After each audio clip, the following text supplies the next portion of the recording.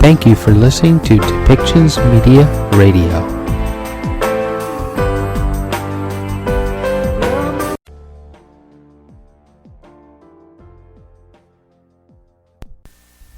Welcome to Policy and Rights, the show about government policy and human rights.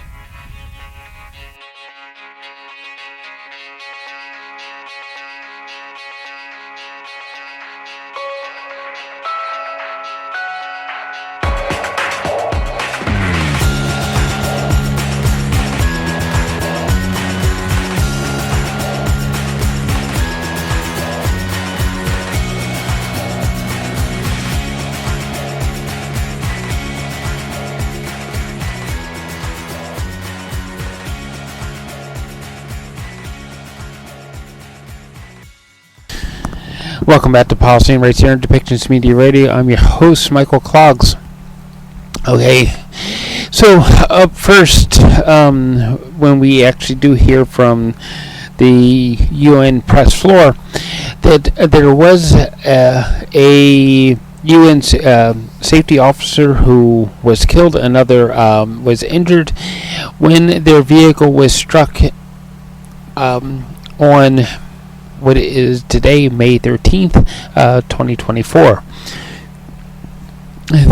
Of course, the United Nations condemns all attacks on any of their workers, vehicles, and such. There are no real details on that so far. Okay, so we do have some updates from the BBC on the Trump hush money trial. And while Stormy Daniels did actually finish her testimony, up was Michael Cohen, who was one of Donald Trump's fixers, and he will be giving testimony on the hush trial and give details about what it is that he did, of course, for Donald Trump.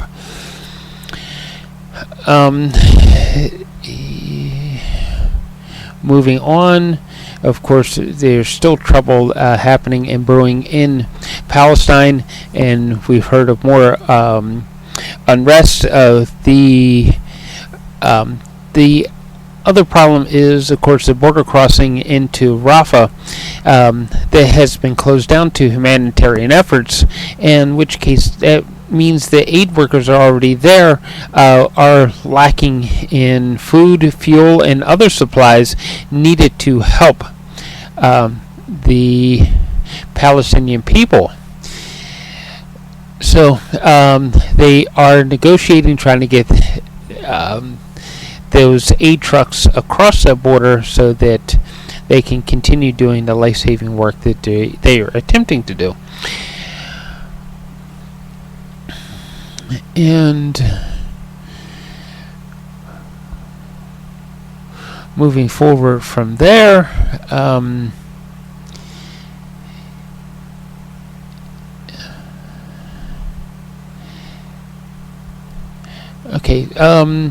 there's another update from Russia with the new defense minister.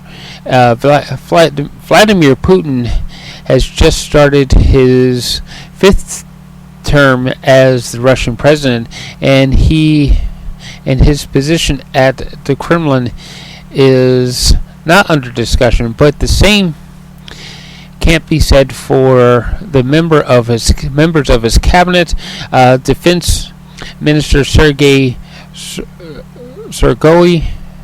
has been replaced by Andrei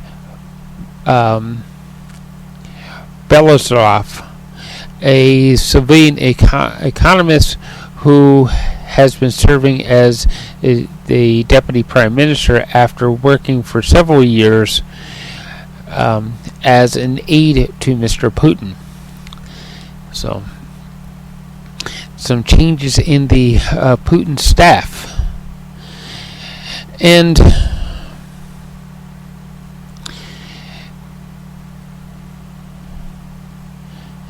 there are still ongoing protests for Palestine, and the attempts to make a public outcry for the ceasefire that is needed so that people can start to heal from what is happening in that region. We're also going to hear updates from the UN floor, of course, about Palestine being admitted as a full member into the United Nations. There's still a lot of debate going on, and of course, supporters of Israel and Israel itself are opposing such a thing from happening, claiming that, well, the Palestinians are nothing more than terrorists. So we'll hear a couple of arguments that were discussed on that. And why don't we get started with the UN press floor, and then we'll hear from what was said in different arguments for Palestine to become full UN members.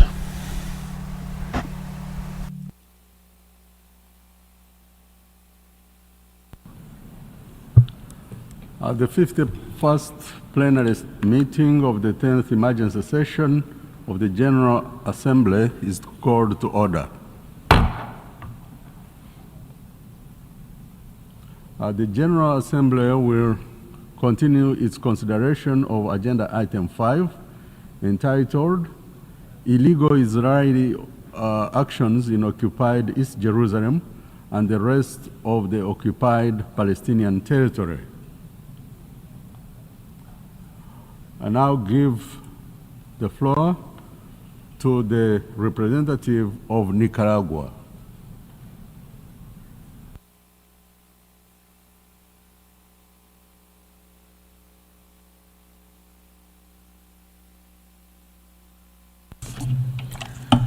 Señor Presidente.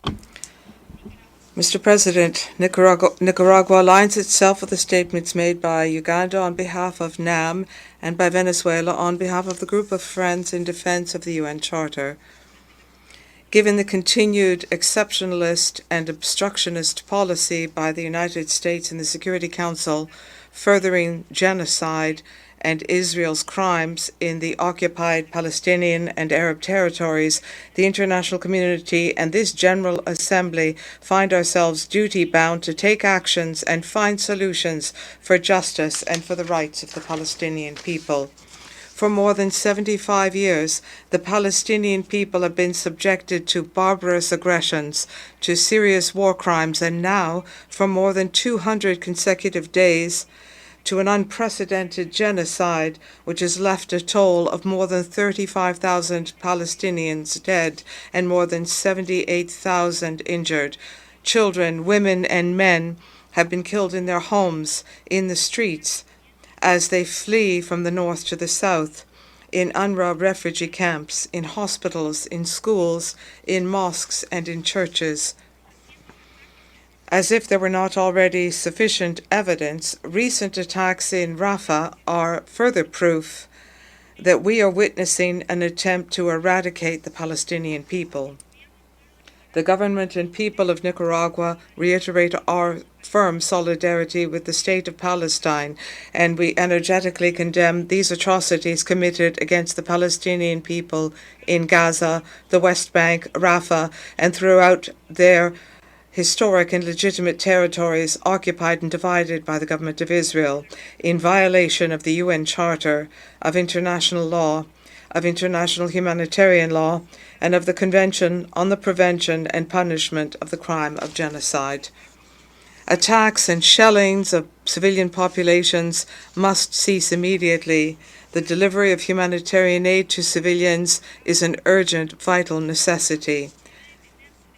The forced displacement of the Palestinian people must also end. Mr. President, today History is being made. The General Assembly has begun to hear the cry of the peoples of the world in support of Palestine and rejecting this genocide. We can hear their voices in the streets, the protests by students who have set up camps. The power of reason is on their side. Millions and millions of people are demanding a free Palestine, a ceasefire, respect for life, and an end to this genocide and to Israeli occupation of all occupied territories. On Friday morning, an important step was taken in restoring the inalienable rights of the Palestinian people. It became quite clear that a very small minority arbitrarily continued to obstruct the creation of a Palestinian state. The world wants peace and a free Palestine. The Security Council must respect and take on board this recently adopted resolution. It must reconsider the request and accept Palestine as a free and independent state. The United States cannot continue to deny the recognition of a Palestinian state in the United Nations. It is unjustifiable and inappropriate. The full integration of Palestine into our community of nations is a vital act of justice and freedom for the creation of a Palestinian state and the achievement of the inalienable rights of the Palestinian people, their freedom, their self-determination, independence, and their right to live in peace within the 1967 borders with East Jerusalem as capital. Mr. President, more and more countries are recognizing the state of Palestine. We welcome the recent announcement by Bahamas and Trinidad and Tobago officially recognizing Palestine as a state. We are now 144 states who have joined us and have come together in recent days. Our Latin American and Caribbean region, our zone of peace, has always stood firm against colonialism and in support of the self-determination of peoples. 32 of the 33 states in our region already recognize the state of Palestine, and we hope that very soon the one remaining state will announce its recognition of the state of Palestine. The United States and European countries have the moral and historic obligation to recognize and respect the free, independent, and sovereign state of Palestine. The governments and peoples of the region and the world must call for shared, safe coexistence for all, stability and peace with the Palestinian state as part of the United Nations. Listen to the voices of all of mankind who cry out for peace, justice, for a free Palestine, for an end to unjustifiable policies of denial and the exclusion of the inalienable rights of the Palestinian people. Nicaragua will stand steadfast in support of Palestine, and together with the international community, we will continue with every effort and initiative necessary to move forward the question of Palestine until Palestine is free. Free so that life can flourish. Free so that peace can prevail. Thank you.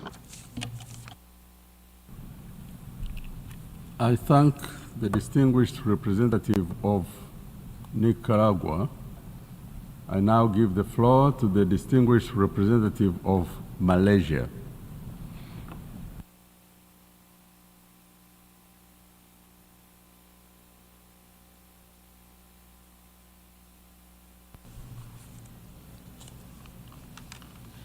Mr. President, my delegation thanks you for convening today's plenary meeting following the joint request by the Arab Group, Non-Aligned Movement, and the Organization of Islamic Cooperation.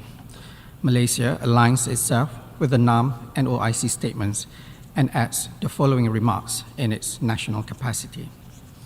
Mr. President, after more than 7 decades since the adoption of General Assembly Resolution 181 in 1947, which partitioned Palestinians' land into Arab and Jewish states, Palestinians continue to be denied their right to statehood.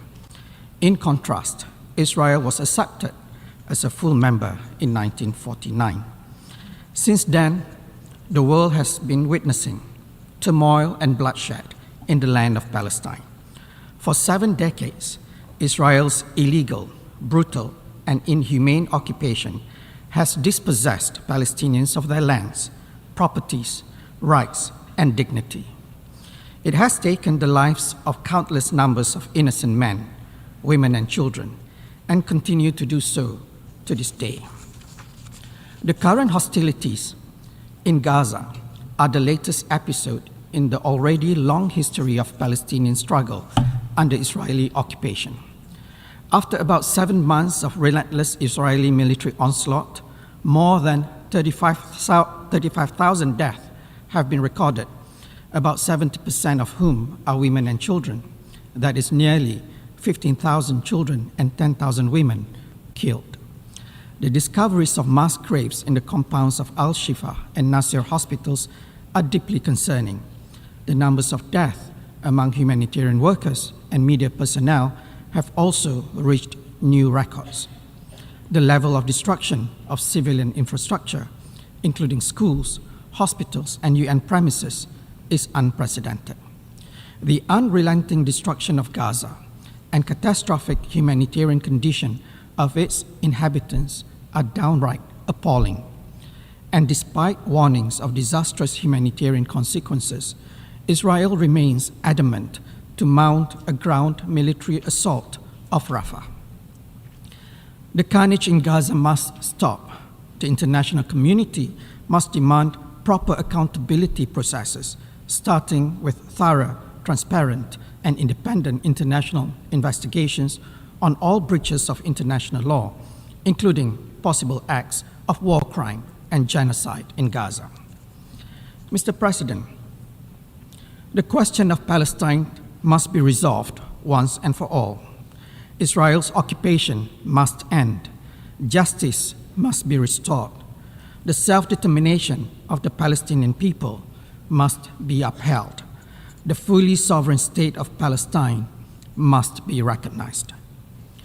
For those of us who still remember the misery of life under occupation or colonization and the bitter struggle of our forefathers for independence and statehood, it is our responsibility to support Palestinian statehood. It is our collective moral duty to do everything we can to ensure that the state of Palestine take its rightful place as our equal in this august chamber. The fundamental United Nations founding principle of equality among nations must be extended to the state of Palestine without any discrimination nor further delay. Malaysia's support towards Palestinian statehood and its membership to the United Nations is long-standing. We hold the view that the admission of the State of Palestine as a full member should have happened when General Assembly Resolution 181 was adopted and Israel was admitted 75 years ago. The resolution adopted by the Assembly last Friday is a significant step forward. It is a much-needed positive development in the face of the Security Council's continued politicization and paralysis. The adoption of the text by an overwhelming majority is a clear testament of the enormous support for the Palestinian statehood within the international community. Malaysia shares the view that the State of Palestine meets the 4 criteria for statehood outlined in the 1933 Montevideo Convention. We also firmly believe that the State of Palestine fulfills the conditions for membership to the United Nations as laid out in Article 4 of the Charter. Palestine has consistently demonstrated that it is committed to peace, even as Israel persists with its brutal and oppressive occupation, continues to erode its territorial integrity, and attempts to annihilate the Palestinian people. It is also clear to us that Palestine highly values the opportunities to participate in UN processes, and it is able and willing to carry out obligations enshrined in the Charter. Palestine has beyond doubt proven itself worthy of membership of this organization. In contrast, Israel continues to breach international law, defy UN resolutions, as well as vilify and malign the United Nations and its officials. Israel's actions, which each passing day inevitably raise our doubts if it actually believes in the UN system and values its membership in this organization. The offensive gimmick of shredding the UN Charter we witnessed in this chamber last Friday is just another example of Israel's utter disrespect of the United Nations. Ironically, it is Israel's credibility that is being shredded to pieces through their contempt for international law and norms. No cheap theatrics will ever deny the resounding support for the resolution, as well as the enduring relevance of the Charter's principles and aspirations. Mr. President, assertions that the State of Palestine does not meet the criteria for membership set forth in Article 4 of the UN Charter are absurd and quite suspicious. Such allegations are blatant rejection of General Assembly and Security Council resolutions that have recognized Palestine as a state. To date, 144 members of the United Nations have recognized the State of Palestine, and several countries have announced their intention of recognizing Palestine in the very near future. We encourage those who have not officially recognized Palestine to do so without further delay. Mr. President, the question of Palestine has remained an outstanding issue in this organization for more than 7 decades. It is high time that the UN deliver on its duty and responsibility and produce a just, lasting, and peaceful solution to the question of Palestine.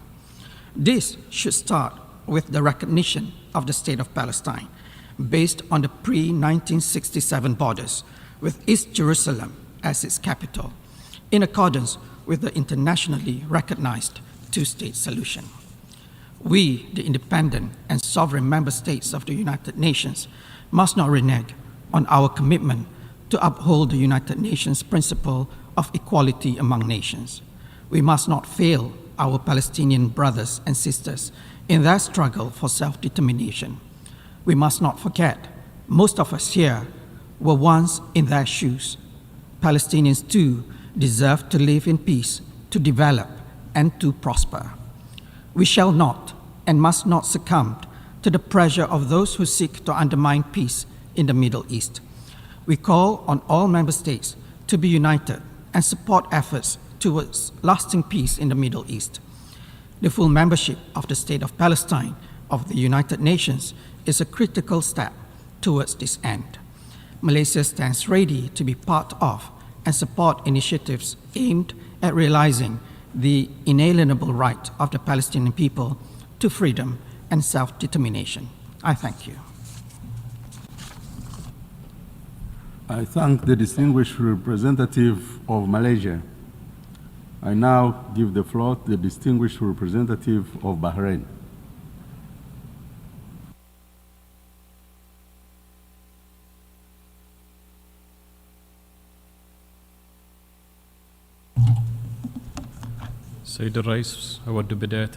Mr. President, allow me to thank you for resuming the 10th Emergency Special Session of the General Assembly. My delegation aligns itself with the statement delivered by the UAE on behalf of the Arab Group, Mauritania on behalf of the OIC, and Uganda on behalf of the non-aligned movement. Mr. President, we welcome the adoption by the General Assembly last Friday of Resolution A/ES/ES-10/23, with 143 states voting favorably on the eligibility of the Palestinian state to be granted full membership at the United Nations, and on recommending that the Security Council reconsider the matter favorably and grant Palestine additional privileges and rights regarding its participation in this international organization. We stress the need for diplomatic and humanitarian efforts to support the legitimate historic rights of the Palestinian people to self-determination, freedom, justice, equality, independence, and ending the occupation in line with international law. We reaffirm that the full international acknowledgement of or the full international recognition of the Palestinian state and its membership at the United Nations is a political and legal right. It is inalienable and a legitimate historic right of the Palestinian people to establish their independent state on the borders of 1967 with East Jerusalem as a capital based on the two-state solution in line with the resolutions of international legitimacy, the Arab Peace Initiative, and this is a major step to promote just, sustainable, and comprehensive peace in the Middle East. Mr. President, we condemned the Israeli military operations on Rafah, the last safe haven for more than 1 million Palestinian people. We condemned its control over the Rafah land crossing in southern Gaza. We warned against the dangerous repercussions of that on innocent civilians. We once again call upon the international community and influential parties at the Security Council to immediately and urgently interfere to ensure a humanitarian truce and to stop any military expansion to protect peace and security regionally. In conclusion, it is important to continue supporting the Palestinian people so that they can be granted their legitimate national rights. It is important to support every effort to ensure a ceasefire in Gaza, the delivery of humanitarian assistance to civilians, and launching a serious and genuine political process to ensure sustainable and comprehensive peace in the region in order to establish an independent Palestinian state on the borders of 1967 with East Jerusalem as a capital on the basis of the two-state solution and based on the resolutions of international legitimacy, the Arab Peace Initiative, and granting Palestine full membership at the United Nations. Thank you. I thank the distinguished representative of Bahrain. I now give the floor to the distinguished representative of Turkey.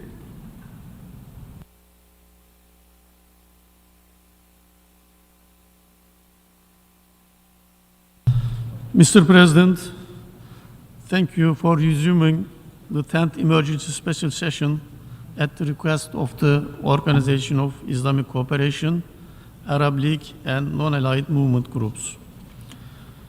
This august body, the General Assembly, as the most representative organ of the United Nations, has expressed the collective stance of the international community by adopting the resolution on Palestine's admission as a member to the United Nations with 143 positive votes.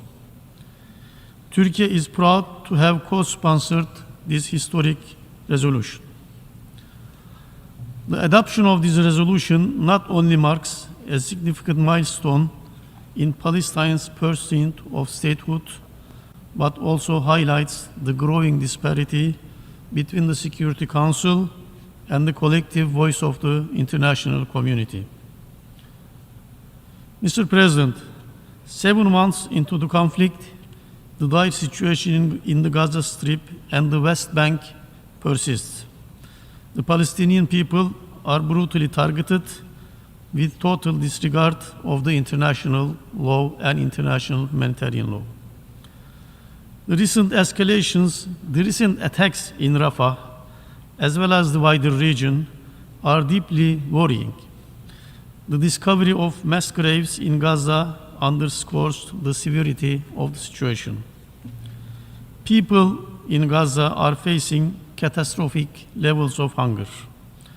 UNRWA, the backbone of the humanitarian operations in Gaza, is under political and physical attack. Disrupting UNRWA's work would not only exacerbate the suffering, but also destabilize the entire region. Despite this unprecedented humanitarian tragedy, the inability to halt bloodshed and man-made famine in Gaza is deplorable and shameful.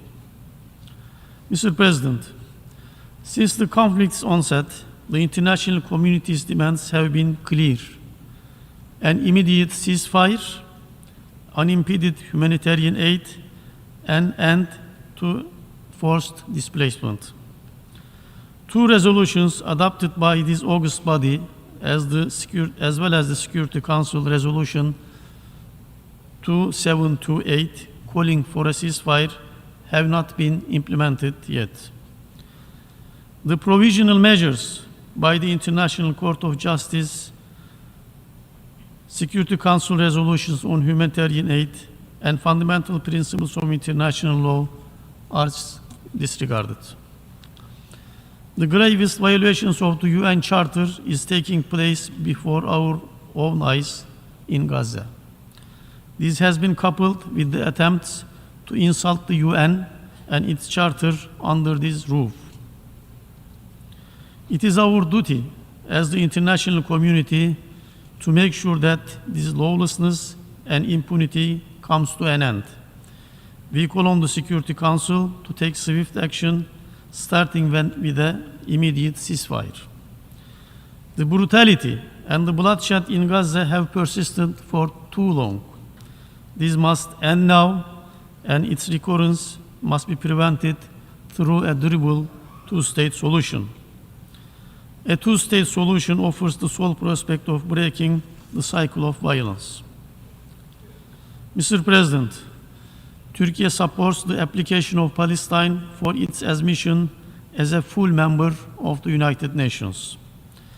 This step will enable Palestinians to achieve their aspirations for statehood, sovereignty, and independence, fostering momentum for a two-state solution, which is the only way to serve through justice.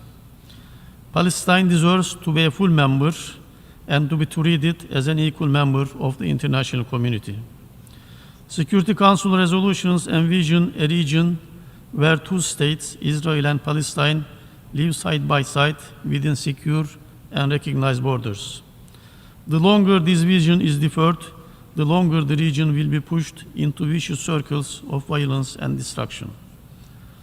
With the adoption of this resolution, the wider membership has determined that the state of Palestine is qualified for membership in the United Nations and recommended that the Security Council reconsider the matter favorably.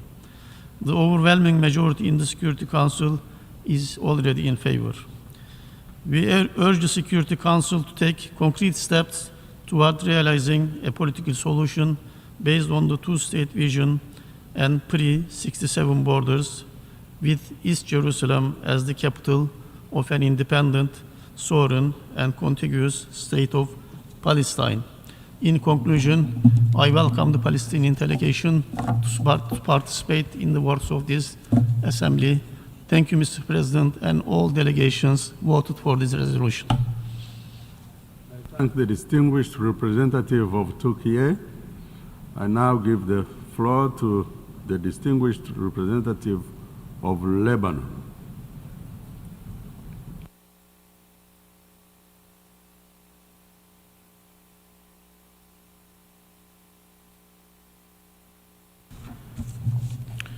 السيد الرئيس. Mr. President, I thank you for convening this session. Lebanon aligns itself with the statement delivered by the United Arab Emirates on behalf of the Arab Group. Mr. President, Lebanon welcomes the General Assembly adoption of resolution on admission of new members to the UN. Through this long-awaited resolution, the General Assembly has done right by Palestine by recognizing its right to take its rightful place among nations and concluded the discussion regarding its eligibility for UN membership in accordance with Article 4 of the UN Charter. It is up now for the Security Council to listen to this clear resolution by the General Assembly and to reconsider Palestine's application positively and without delay. 75 years is a long time. Mr. President, the resolution calls for strengthening Palestine's participation in the sessions and works of the General Assembly, international conferences that are convened under the auspices of the General Assembly or other organs of the UN. We see in this a reiteration by the General Assembly that Palestine is capable to engage positively within the UN and with the member states in the process of strengthening the principles and goals of the UN, including tolerance, living in peace, and good neighborly relations, and join its will with the international community to maintain international peace and security. We reiterate our deep regret for the inability of the Council on the 18th of April to adopt a draft resolution tabled by Algeria recommending the granting of full membership to Palestine. We urge the Council to reconsider its position as soon as possible. We see that this failure would only further prolong this conflict. We salute all states who recently have recognized Palestine, joining more than 140 countries who have already recognized Palestine. We urge more countries to follow suit this noble and principled step, which undoubtedly would support the efforts to realize peace and achieve the two-state solution. The establishment of the Palestinian state is the key to all crises in the region. It is the road to stability, paving the way to peace and security for all peoples of the region. Mr. President, it has been 7 long, painful, and bloody months for the people in Gaza and southern Lebanon. Therefore, we call for an immediate and sustainable ceasefire without a delay to avoid a spiraling of matters out of control and a spillover of the conflict regionally, to save the civilians who are being killed on a daily basis. We reiterate the demand to comply with resolutions of the General Assembly and the Security Council demanding a ceasefire, the latest of which has been Resolution 2728. We call on focusing efforts on supporting a successful conclusion of mediation efforts by Qatar and Egypt, and that was accepted by Hamas. We call for exerting pressure on Israel to accept these mediation efforts without delay and refrain from a ground invasion of Rafah. Mr. President, Lebanon reiterates yet again its full compliance with Resolution 1701, exerting all political and diplomatic efforts to implement it and restore stability and calm to its southern borders to allow the residents to go back to their villages and homes. We welcome the efforts of friendly countries, particularly the US and France, for all the efforts to prevent a spillover of the conflict and to contribute towards a peaceful settlement of the situation. Mr. President, we call again for serious efforts to revive the political horizon of the two-state solution, to end the Israeli occupation, and to recognize the independent Palestinian state on the 4th of June 1967 borders, with its capital, East Jerusalem, in line with the terms of reference, and find a just solution for the question of refugees and all final status issues in line with international resolutions and the Arab Peace Initiative that was launched in Beirut in 2002 and Israel's withdrawal from the occupied Arab territories. Thank you, Mr. Chair.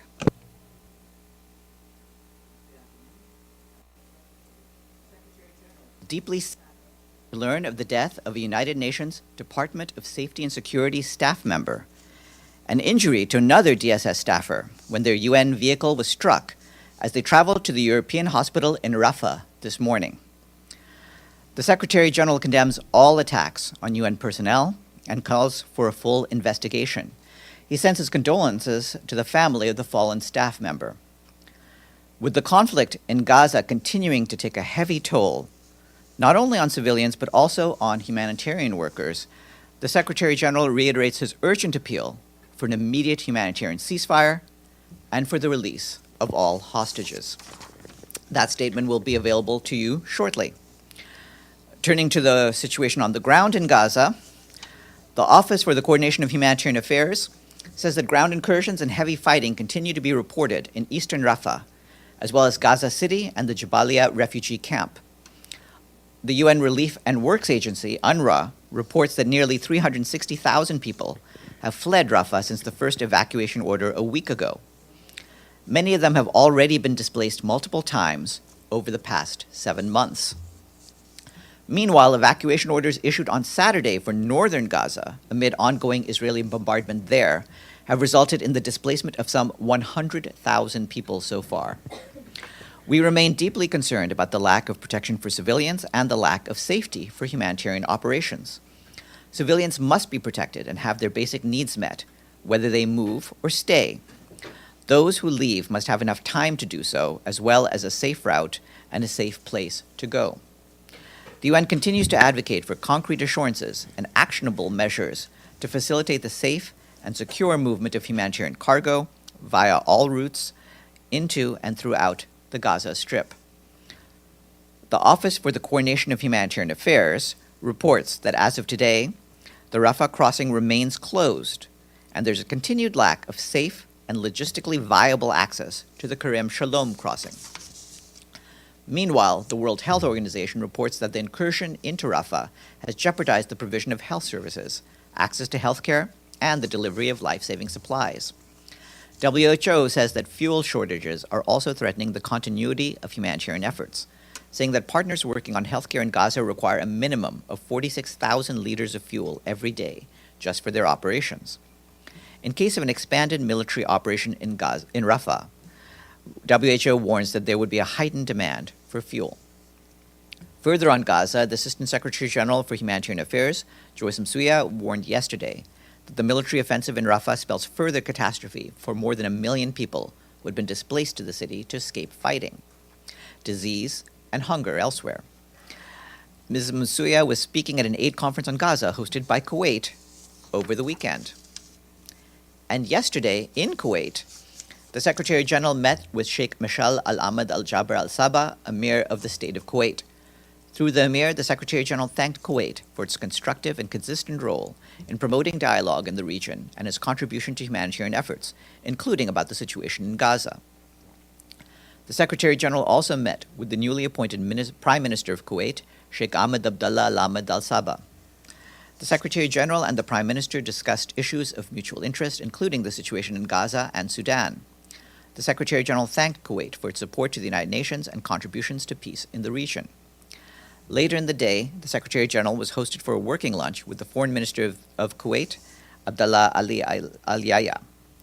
While in Kuwait, the Secretary General also met with his special advisor, Dr. Abdullah Al-Matuk, who had just taken part in the United Nations 9th Conference for Effective Partnership and Information Exchange for Better Humanitarian Action. They discussed the humanitarian situation in Gaza. And the Secretary General left for Oman on Monday afternoon. He should be arriving there in the coming hours. The Deputy Secretary General, Amina Mohammed, is in London today, where she is taking part in the Google Zeitgeist event as a special guest speaker. In her remarks, she emphasized the importance of collaboration between the public and private sector to scale up innovative and scalable solutions for the Sustainable Development Goals. She also met with various stakeholders on the actions needed to accelerate the SDGs. The Deputy Secretary General will return to New York tonight. This morning, our Special Envoy for Yemen, Hans Grunberg, briefed the Security Council members on the situation in Yemen. Speaking from Aden, where he had discussions with various interlocutors, Mr. Grunberg said he is encouraged by the constructive environment in which these discussions were conducted. He added that despite the challenges, he still believes that a peaceful and just solution remains possible. For his part, the Undersecretary General for Humanitarian Affairs, Martin Griffiths, spoke about the worsening humanitarian situation in Yemen. He expressed concern over the cholera outbreak. The majority of cases are in Houthi-controlled areas, where hundreds of new cases are reported every day. He underscored that we and our partners are taking urgent action to stem the spread of disease. Turning to Ukraine, the Office for the Coordination of Humanitarian Affairs tells us that due to the quickly deteriorating security situation in the Kharkiv region, local authorities, with the support of the UN and aid organizations, have evacuated nearly 6,000 people from the border area with the Russian Federation. The Kharkiv region has experienced several waves of attacks in recent days. which have led to more civilian deaths and injuries, including children. There's also been massive destruction of civilian infrastructure. That's also according to local authorities. Our humanitarian partners have provided support and transportation to people being evacuated, complementing the efforts of national rescue and municipal services. They distributed food, water, and hygiene kits, essential family supplies, arranged accommodation, and provided health and psychological support. Meanwhile, people in Donetsk and Sumy regions in the east and the north of the country also experienced attacks over the weekend and today. Local authorities and humanitarian partners on the ground said that homes and civilian infrastructure were damaged during the attacks. In April alone, the UN Human Rights Monitoring Mission in Ukraine documented more than 700 civilian casualties and 47 attacks on energy infrastructure across Ukraine. Turning to Afghanistan, you will have seen a statement we issued over the weekend, in which the Secretary General said that he was saddened by the loss of life in flash floods in Baghlan province in the northeast of Afghanistan. On the humanitarian side, our humanitarian colleagues tell us that search and rescue operations continue with the support of the Afghanistan Natural Disaster Management Authority. Casualty figures are expected to rise. Baghlan, Badakhshan, and Takhar provinces are most affected, with Baghlan accounting for 80% of the recorded deaths. Civilian infrastructure and agricultural land have also been damaged. We, along with our partners, are coordinating with the de facto authorities on the response. 14 joint assessment teams have been deployed, and humanitarian partners have identified available emergency stocks in the region. On the health front, UNICEF, the UN Population Fund, the World Health Organization, the International Organization for Migration, and our partners deployed 27 mobile teams in Baghlan, Badakhshan, and in Takhar provinces to support the response. WHO dispatched 7 tons of medicine and medical supplies, including trauma and primary healthcare kits. Health partners also provided dozens of kits for pneumonia, acute watery diarrhea, malnutrition, and trauma. The World Food Programme dispatched more than 50,000 tons of food in Baghlan province. Turning to Sudan, the Undersecretary General for Humanitarian Affairs, Martin Griffiths, warned that Sudan is at a tipping point amid more alarming reports from El Fasher, the capital of North Darfur. In posts on social media, Mr. Griffiths said that the Office for the Coordination of Humanitarian Affairs has told the parties how they should protect civilians from this carnage, and the UN now expects them to do what the world and international humanitarian law expect. He warned that countless lives are at stake in El Fasher, which is home to some 800,000 civilians. Healthcare in the city is already coming under threat, and medical supplies are running dangerously low in the southern hospital. In the Central African Republic, a conference is being held today in the capital, Bangui, to find sustainable solutions to reduce the insecurity and violence associated with the seasonal migration of cattle and people, also known as transhumance. The conference is organized by the Central African authorities in partnership with our peacekeeping mission, MINUSCA, and includes representatives from the government, UN colleagues, as well as local leaders from the prefectures where the seasonal migration takes place. The head of our peacekeeping mission, Valentine Rugwabisa, recalled that this topic is one of the 5 specific issues set out in the peace agreement, which underlined the need for an efficient and equitable management system for transhumance to make it a secure, peaceful, and prosperous activity. In Haiti, the Office for the Coordination of Humanitarian Affairs warns that people in some neighborhoods of the capital, Port-au-Prince, are extremely vulnerable, with armed groups continuing to perpetrate coordinated attacks. Last Friday, the commune of Gressier, south of Port-au-Prince, was attacked and several houses were set on fire. According to local authorities, an unknown number of residents were forced to flee. Our partners are conducting assessments both in Gressier and in nearby areas where people fled. There are currently 362,000 internally displaced people, half of them children, in the country, with 160,000 of them in the metropolitan area of Port-au-Prince. According to the International Organization for Migration, between the 8th of March and the 9th of April, some 95,000 people fled the capital, 60% of them to the southern departments. Despite the volatile situation, humanitarian organizations continue to provide emergency assistance to thousands of people in the capital and other areas of the country.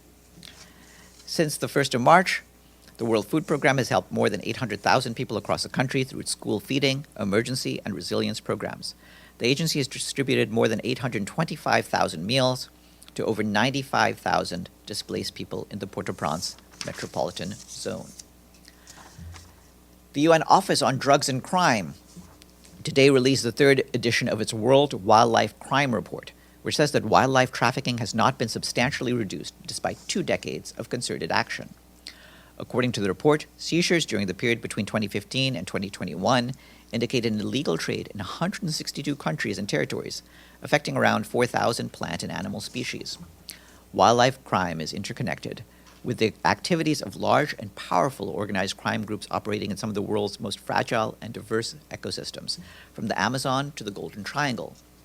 UNODC said that to tackle wildlife crime, more consistent enforcement to tackle both supply and demand, effective implementation of legislation, and stronger monitoring and research are needed. The full report is online. And do we have any questions? Yes, Edie. Thank you, Farhan. A couple of follow-ups on the incident with the Department of Safety and Security employees. First, do we know how serious the injuries are of the man who was injured? I was told that person was lightly. We're hopeful for a recovery. And secondly, do we know what countries they were from?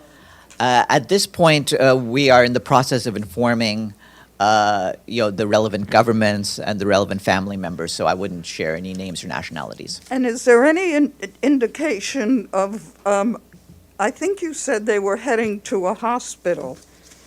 Do we Yes. know why they were heading to a hospital? As part of their regular work, they go to different locations to assess security conditions, and this was the European hospital in Rafah. Yes, Amelie. Still, follow up on that. What you said means that they are not Palestinians. I believe that they are international staff, but Okay. Again, I'm not. I don't have the nationalities to share. You said their vehicle was struck. Do you know by what? I mean, what happened? No, this happened fairly recently. We're still accumulating details. We expect to get reports, including from the relevant authorities. And last one, do you have, with this new casualty, the latest toll of the number of UN personnel killed in Gaza since the 7th of October? This adds one more person. As it is, we have, I believe, close to around 190 UN personnel who have been casualties, most of them national staff of the UN Relief and Works Agency, UNRWA. Yes, Sherwin. Farhan, what is the UN doing to seek justice for the almost 200 UN staff that were killed in the war? What is the process the UN now follows? Staff members been killed by a strike in Gaza. How do you seek justice for your staff member? In all cases, we are going to set up measures for accountability. A lot of that, as you know, requires ultimately for an end to the conflict so that we can work these out, but we will be working with the authorities on the ground to get restitution for all of those who have been killed. Yes, Abdelhamid? Thank you, Farhan. I have a few questions. First, UNRWA issued a statement about being accused of hiding hostages. And they said, I think the word they used is absurd or crazy or something. Are you aware of this new Israeli accusation against UNRWA? Yes, again, what the UN Relief and Works Agency says is something we support. Obviously, they are doing their work professionally under extremely arduous circumstances, and we need to appreciate the work that they're doing. And the main office in Jerusalem has been set on fire twice. Mm-hmm. Is the UN doing anything? And, Lazzarini decided to close the office. So What is the next step? Well, you'll have seen what we said last Friday about this incident. Certainly, this was something that was outrageous. And Mr. Lazzarini took the decision to close the compound until our security can be ensured.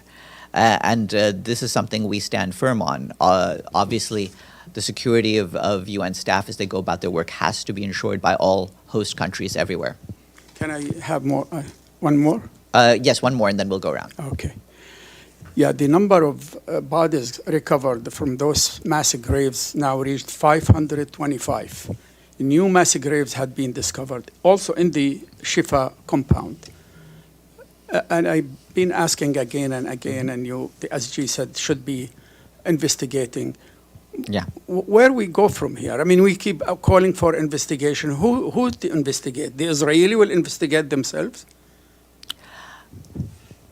We have insisted on a credible investigation. Obviously, as the Secretary General himself has said, that would need to be independent, and we need to see what format that will take.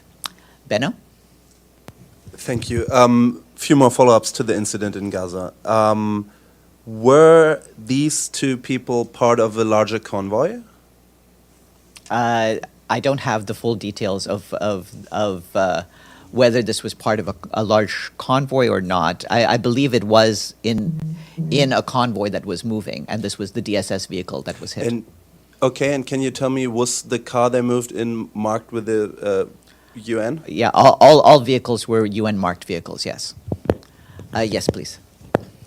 Thank you, Farhan. With regard to the WHO statement, and they say that the current situation impacts the delivery of healthcare service, etc. In previous statements, WHO said that the medical infrastructure in Gaza is totally destroyed. In addition to other reports about epidemics, fear of epidemics such as cholera, and even somebody went even to the stage of fears of plague. Can we have Dr. Tedros from the WHO to have a briefing with us, whether virtually or in person, to clarify and give an exact and precise evaluation of his organization to the medical and health situation in Gaza? Well, I don't know whether it will be Dr. Tedros himself, but we'll ask the World Health Organization whether one of their senior people dealing with Gaza can do a briefing with you. So we'll try to set that up. Yes, Gabriel. Thanks, Farhan. There's some reporting that's come out that says, quote, the UN has halved the number of casualties. Halved, yes. It's a hard word to say. Yeah. You know what I'm talking about, though, yes, right? I do know. Cut in half. Cut in half, thank you. The casualties from Gaza, is that true? It's not quite the case, no. What I can tell you is this. The overall number of fatalities that's been tallied by the Ministry of Health in Gaza, which is our counterpart on dealing with the death tolls, that number remains unchanged, and it's at more than 35,000 people since October 7th. What's changed is the Ministry of Health in Gaza has updated the breakdown of fatalities for whom full details have been documented. So what they recently published was that they gave figures for 24,686 out of 34,622 overall fatalities recorded in Gaza. And those 24,686 people are the ones for whom full details have been documented. In other words, people who have been fully identified. Out of that smaller number, that subset of identified bodies, you have 7,797 children, 4,959 women, 1,924 elderly, and 10,006 men. And the Ministry of Health says that the documentation process of fully identifying details of the casualties is ongoing. Meanwhile, as you can see if you do the math, that there's about another 10,000 plus bodies who still have to be fully identified. And so then the details of those, which of those are children, which of those are women, that will be reestablished once the full identification process is complete. Our teams in Gaza are unable to independently verify these figures given the situation on the ground and the continuing combat and the sheer number of fatalities. And so we cite the Ministry of Health as the source for our figures. And do you have any reason to believe that the Ministry of Health numbers are incorrect based on the years that the UN has worked with the Ministry of Health of Gaza? Unfortunately, we have the sad experience of coordinating with the Ministry of Health on casualty figures every few years for large mass casualty incidents in Gaza. And in past times, their figures have proven to be generally accurate. Yes, Deshi. Yeah, follow up on the incident that happened in on the convoy. You said it's one death of international staff. How many international staff of the UN were killed after 7th of October in Gaza? He's not the first one. I'm not aware of a previous. I'm not aware of a previous international So he staff could be the casualty first among one. the UN. As you know, there were international casualties involving workers for the World Central Kitchen. Yes. But of UN staff, I believe I've not been previously aware of an This international could casualty. be the first international staff. As far as I'm aware. I mean, my colleagues can correct me if I've missed one. Okay. I have couple of other questions. Yeah.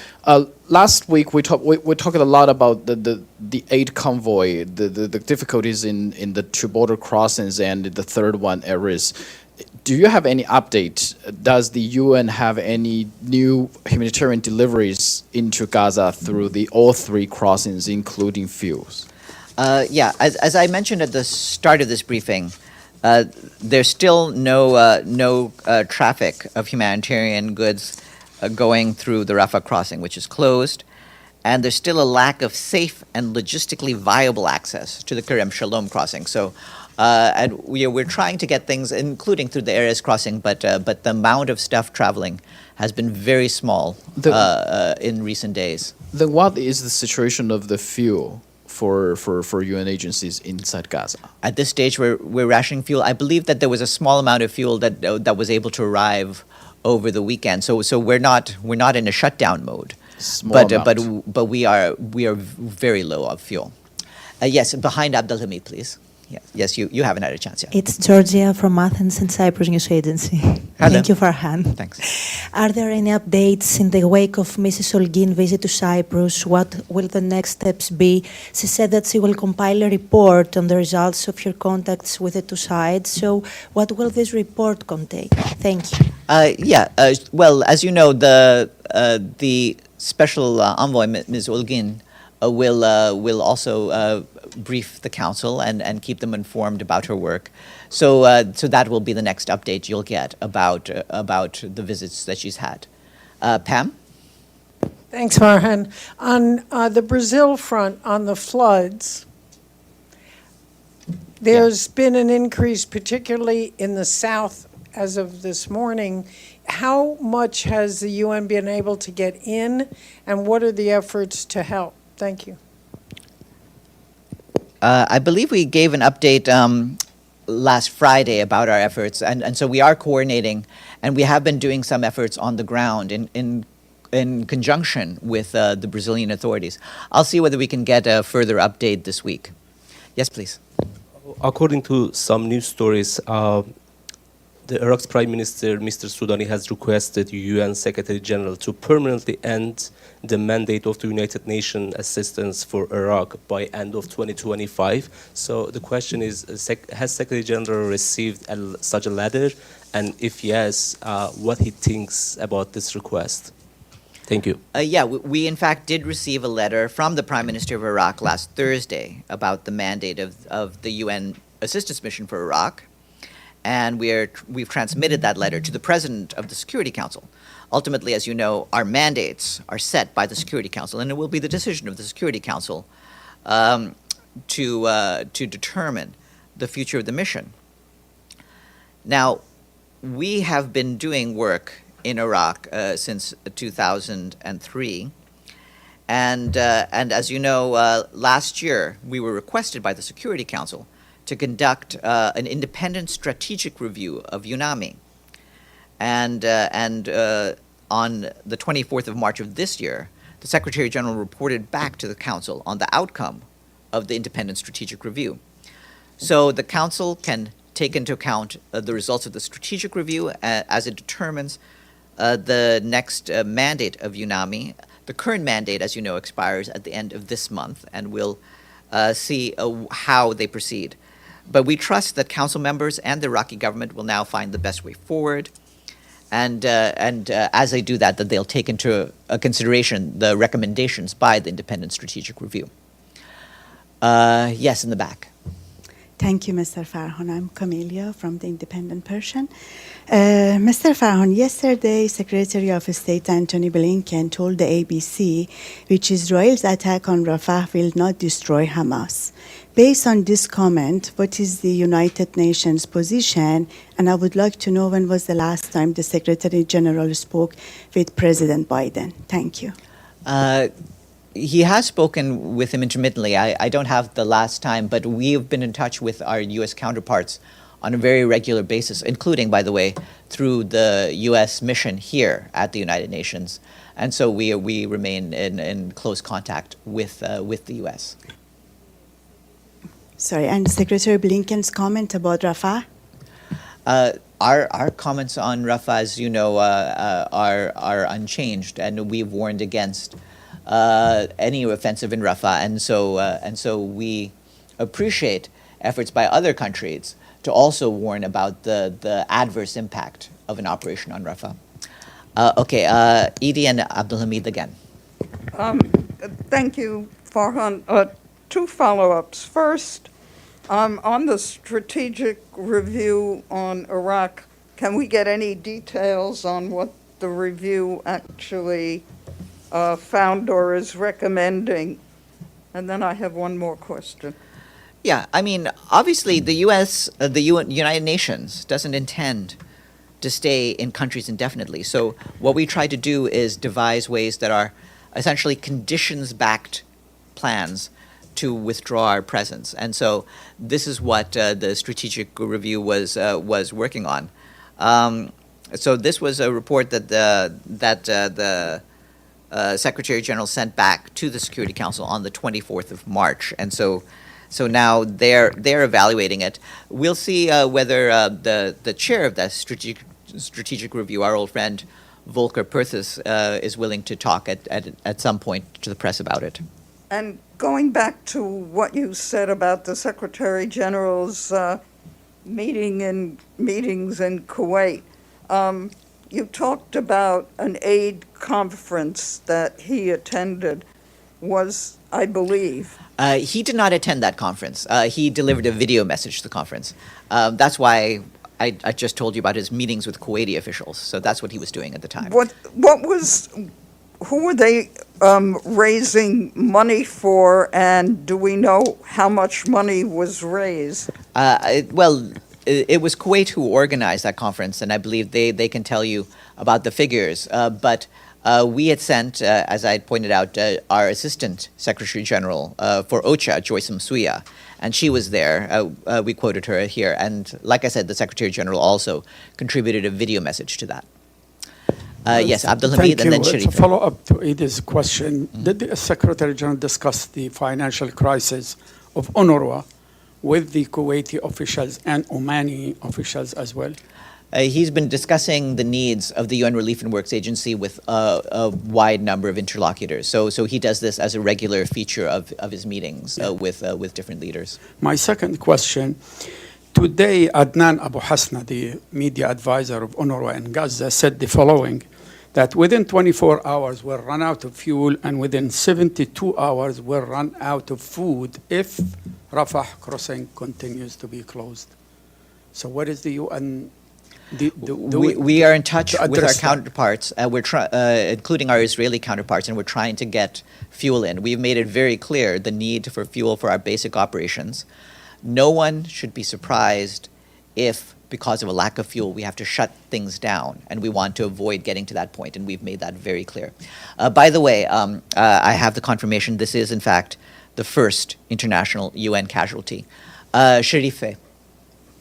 And I wanted to ask you if you have a comment on the videos that are depicting settlers in the West Bank attacking aid convoys and emptying out the aid materials that are heading to Gaza.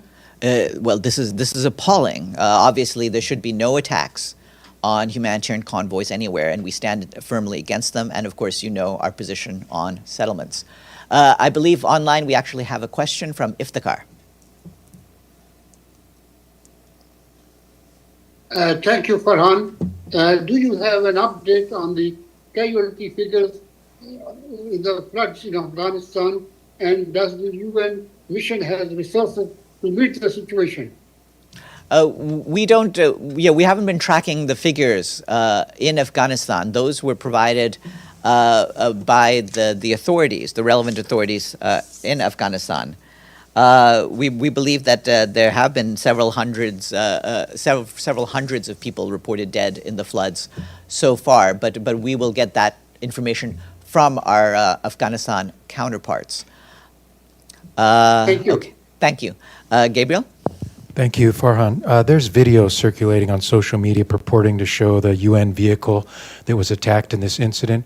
Do you know of this video that's circulating, and can you confirm that that's the incident? I wouldn't be able to confirm that at this stage. We're getting information and trying to get reports, including from the parties on the ground, to see what their own actions have been. So I wouldn't have a narrative ready at this stage. Amelie. I mean, sorry, just to follow up on that again. At the beginning, you said you believe they are international staff. Now you say it is the first international staff. So yes, they are. You're sure they are international staff? They are international. They are international casualties. Yes, okay. They are international staff. I don't have nationalities to share with you, but they're not Palestinian. Yes, Benno. And just to double check, because we talked about the wording that you said it was struck. Is it fair to characterize this as an attack? Yes. And if that's it, then I shall see you all tomorrow. Have a good afternoon.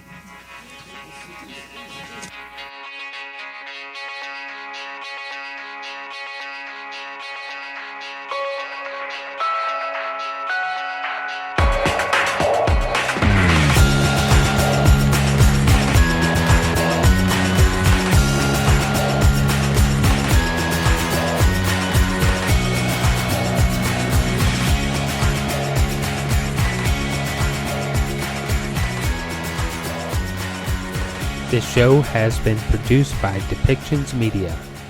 Please contact us at depictions.media for more information.